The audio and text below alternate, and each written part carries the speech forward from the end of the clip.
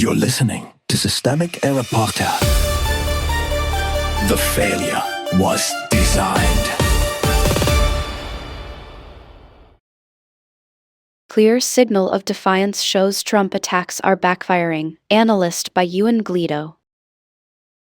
The appointment of a new Ayatollah shortly after the death of Ali Khamenei highlights a major shortcoming in Donald Trump's plot for Iranian regime change, an analyst wrote Tuesday. Despite the president's team carrying out a series of strikes against the Middle Eastern country earlier this month, the only changes made so far, according to CNN analyst Stephen Collinson, are beneficial to Iran. Trump may have succeeded in removing the country's former head, but his replacement, Collinson believes, is far worse for the U.S. and the current administration. He wrote, "No one from the outside can know its true state after days of aerial pounding of government facilities and heavy loss of life. But so far, the operation has succeeded only in replacing an aged supreme leader, who was already close to his eternal rest and had no succession plan, with a younger version with the same last name." The choice of Mujtaba Khamenei to succeed his martyred father as supreme leader was a signal of defiance from the theocracy and the Islamic Revolutionary Guard Corps that rule Iran with an iron fist. It remains unclear how Khamenei will be able to consolidate power in such extreme circumstances. Trump has also failed to take into account the activity needed from the Iranian people to successfully topple and ultimately replace the regime,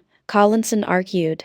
There's no outward sign that the uprising of Iranians against their corrupt and repressive rulers that Trump sought to trigger is about to materialize, he wrote. Perhaps U.S. and Israeli attacks on Iranian economic and energy infrastructure could so weaken the regime's foundation that a revolt could materialize in the months and years ahead, even if the clerics cling on for now. But this requires Iranian civilians taking to the streets against ruthless security forces pining for revenge following the U.S. onslaught. Only weeks ago, thousands were killed in a previous thwarted uprising. It seems just as likely that the unintended result of the war will be more repression rather than a flowering of freedom. Trump may also be forced to play his hand sooner than he had hoped. Collinson wrote, Trump also faces pressing strategic dilemmas. Will he use force to try to open the Strait of Hormuz, the world's vital oil conduit, which has been all but closed by Iran? And would the survival of the regime lead to an almost permanent state of simmering warfare between the U.S. and Israel and Iran that requires regular escalations to prevent the Islamic Republic rebuilding its threat?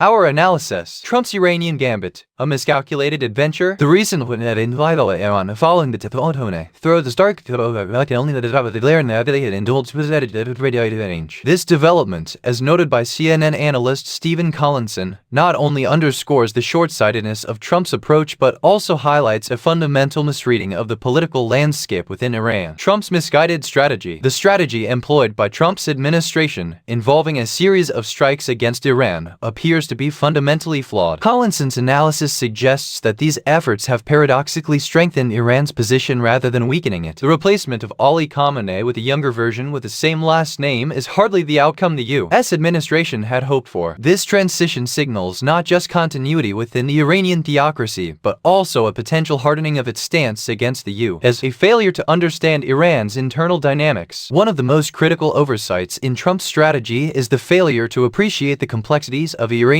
politics and society. The expectation that military action would trigger a popular uprising against the regime demonstrates a superficial understanding of Iran's political landscape. Collinson rightly points out that there is no outward sign of the mass protests Trump hoped to inspire. This oversight is particularly egregious considering the recent thwarted uprising that resulted in thousands of deaths, suggesting a populace weary of conflict and repression. The unintended consequences of military action. The consequences of Trump's actions extend beyond the immediate political fallout. The attacks on Iranian economic and energy infrastructure, while intended to weaken the regime, could have the opposite effect. Collinson posits that such actions might inadvertently solidify the regime's control, as the civilian population, facing increased repression, may be less inclined to revolt. This scenario underscores the inherent risk of using military force as a tool for political change, particularly in a region as volatile as the Middle East. Strategic dilemmas and the future of U.S.-Iran relations. Trump's approach leaves the U.S. facing several pressing strategic dilemmas, including the potential for an almost permanent state of conflict with Iran. The question of whether to use force to open the Strait of Hormuz highlights the precarious nature of this strategy. Such actions could lead to an escalation of hostilities, requiring continuous military engagement to counter Iranian influence. Furthermore, the survival of the Iranian regime, far from being weakened by Trump's actions, might now be emboldened to pursue its agenda with renewed vigor. This outcome could necessitate a re-evaluation of U.S. strategy towards Iran, moving away from military intervention towards more nuanced diplomatic and economic measures. In conclusion, the appointment of Mujtaba Khamenei as Iran's new supreme leader is a testament to the failure of Trump's Iranian policy. This development not only challenges the effectiveness of military intervention as a means of regime change, but also highlights the need for a more informed and strategic approach towards dealing with Iran. The path ahead requires a careful reassessment of U.S. objectives and strategies, with a focus on fostering stability and peace in a region long marred by conflict.